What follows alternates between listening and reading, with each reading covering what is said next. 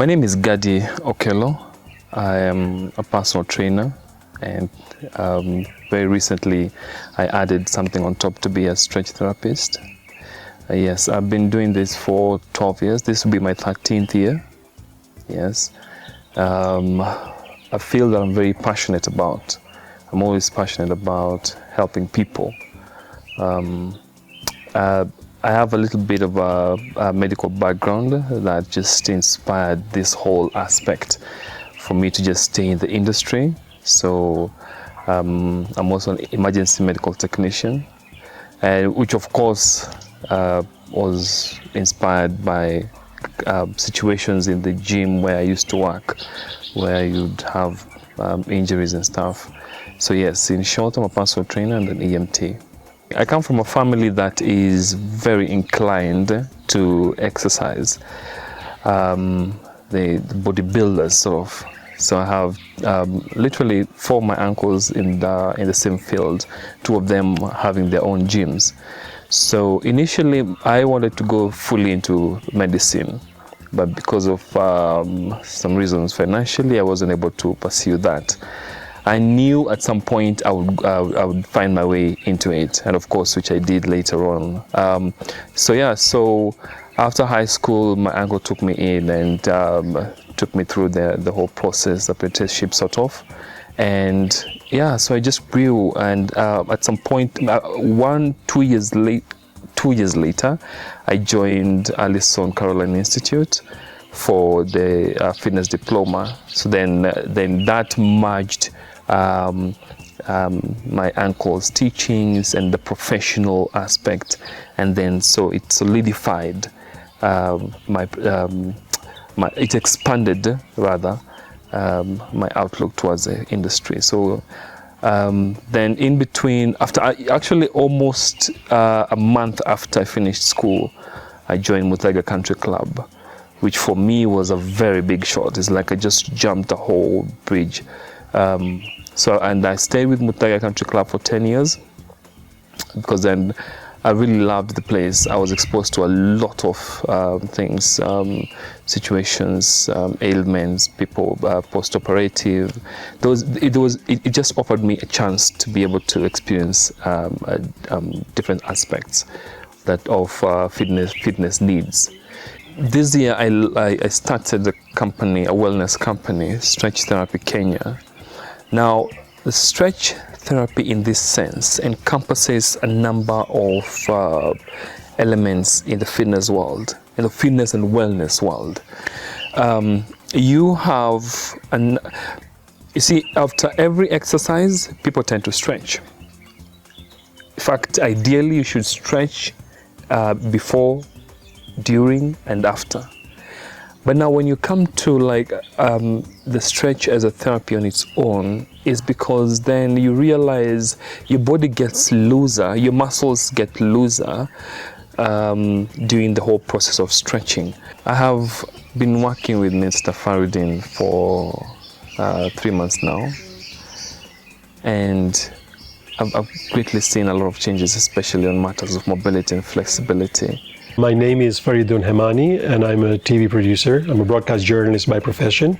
For the past 20-30 years, I've been involved in film and video production. I was diagnosed with Parkinsonism, which is an umbrella diagnosis for Parkinsons and other related symptoms, about 5-6 years ago.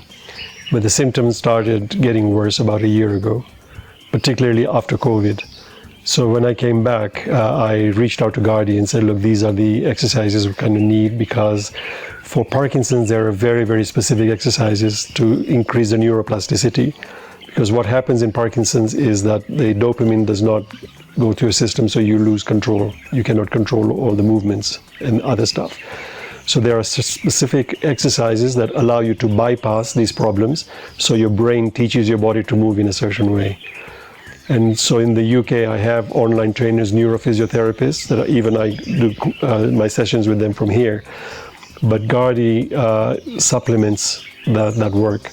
So what happens is Gardi knows, he's done his own homework. I've not really had to tell him, but he'd come back and say, look, I think this exercise will be very good for you because it'll do this. So whether it is flexibility, whether it is strength, whether it is movement, agility, endurance, but he's geared them so that they benefit my Parkinson's. I've been able to see, to even work with blind people. That was not part of the lessons in school. So you have to really try and curate a lot of your technique or the exercise techniques to be able to fit in the different situations. Yeah. So that became not just a challenge, but it was a good challenge, if you ask, because then you're forced to go back to your books. Yeah, and as much as college life gave me a booster, this field needs you to always read, find out more. Yeah, so that for me, as much as it was a challenge, it really helped to read a bit more extra on each and every situation that was afresh for me. After you work with somebody for the first couple of times, you get a sense of what they're doing. You know that here's a difference, for example, other trainers, they will really push you. They'll push you hard, they'll push you. Gardi does that too, but he's always concerned that, is this pressure on the back? Are the knees okay? Have some water, are you dehydrated right now? Have some water now. And he's aware that sometimes I get dizzy when the movement is rapid. So he'll be very conscious of that. So when you see that somebody is that sensitive to your needs, you put your trust in it. That's number one. Number two is the fact that I don't have to push him to say, we need to do these exercises. He'll come back with a list of, 10 exercises that today is going to be this, and it's going to target your shoulder movement, or it's going to target your hamstrings, or it's going to target your balance, and balance is a problem for Parkinson's. So then certain exercises with the ball, with the movement, with the bending, and so on. So when somebody does that and has done the homework, you put your life in their hands. And so that's why there's a trust in Gardi. Parkinson's is a progressive disease. So over time, it gets worse and worse, and there's no cure for it yet. The only cure right now is to reduce the symptoms.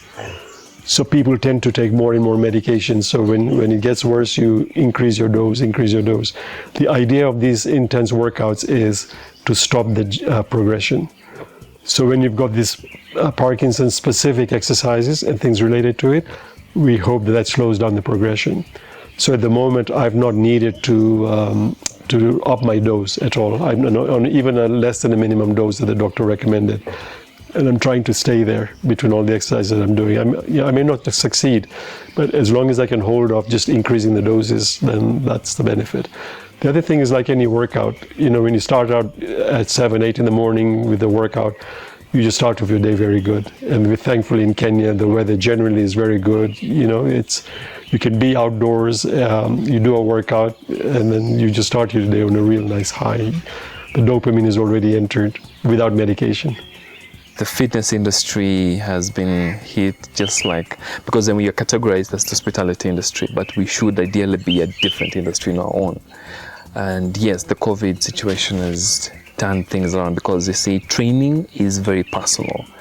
You get to work with someone from a very close aspect. But then yes, so when I started off, I wasn't really sure how things would be at some point. But then, just like any other industry, there are guidelines that are now coming through to be able to tell you this is how much you should do, this is how close you can be. But then the advantage for us is that if you're doing a workout, you can have your 1.5 or 2 meters apart. You can don the mask, and especially with cleaning of your equipments. And sanitization, yeah. So for us, it's not too bad now that the guidelines are even more clear, and it's easy for me, even as a person, to be able to know this is how much I'm able to do. But then also very much me and the client have to don our masks, because then we're still very much in a gray area. And with the Straight Therapy Kenya, all that is very much applied. Cleaning of the equipment, sanitization, wearing the mask, And of course, we also do our tests regularly as much as we can. Towards the second and the last quarter of last year, the fitness industry had to open up to the online platform. It was a new thing for us, but then it was important because then you have clients who wanted to very much continue on with their fitness journey. Yes, I had, and even I for myself. I mean, being in the industry for those 12 years, it was one-on-one. I never quite ventured into online platforms, and now you find yourself in a situation where you need to be able to touch base with your other clients. And yeah, it was actually my wife who really pushed me to trying the online platform, which became something even more bigger for me. Some of my clients had traveled abroad, and when I contacted them and I told them, oh, we can still very much continue with this, it became easier, and we were able to continue. And even right now, I'm still very much able to offer online and offline. For the longest time, people are being exposed to, like, you need to lift more weights, you need to run. It's good to include those aspects of fitness into your life. But one of the things that you need to also very much make sure that is part and parcel of you is really relaxing your muscles. Relax your muscles, relax your body through the art of stretching. Massage is part of it, because your body also heals just from stretching, just from relaxing. You're working from the inside out. Yeah, it's good to lift heavy weights. It's good to run. It's good to every aspect into. You see, the fitness has different components: muscle strength, muscle endurance, cardiovascular endurance. We are coming in strong at the part of flexibility and mobility, which again very much affects all other aspects of fitness.